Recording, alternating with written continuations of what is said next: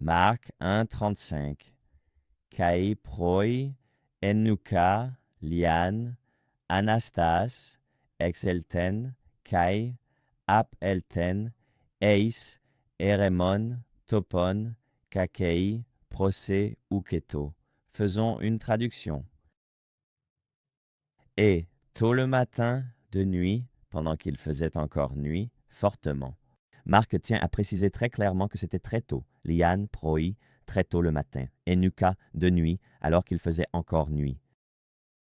Anastasie se leva, n'est-ce pas? C'est un participe aoriste actif, nominatif masculin singulier du verbe anistémie, se lever. Après s'être levé, il sortit excelten. C'est un aoriste second indicatif actif, troisième personne du singulier du verbe ex erchomai, sortir. Il a quitté la maison. Donc, il sortit et il s'en alla. Cela vient de ap erchomai. Ap elton a la même analyse que l'autre verbe, aoriste second, indicatif actif, troisième personne du singulier. Et il alla dans un endroit désert, un lieu isolé, un endroit désert, kakei. Et là, proseuketo, et là, il priait. Juste quelques remarques ici. Kakei, c'est de kai et ekei, et là. Les deux mots se sont fusionnés. Vous pouvez voir que la fusion est indiquée par la petite apostrophe au-dessus de l'alpha, cette petite marque ressemblant à une apostrophe au-dessus de l'alpha, et cela s'appelle la crase.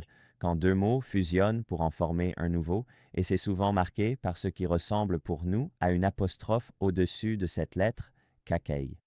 Ce mot, proseuketo, vous pouvez voir qu'il vient de pros eukomai. Et donc l'augment se place juste là, et voici notre terminaison. C'est un imparfait moyen indicatif, troisième personne du singulier, et il priait. Et lorsque nous lisons ce verset, nous avons tendance à le considérer comme un excellent exemple. Et il en est effectivement un, n'est-ce pas, de se lever tôt pour chercher le Seigneur dans la prière.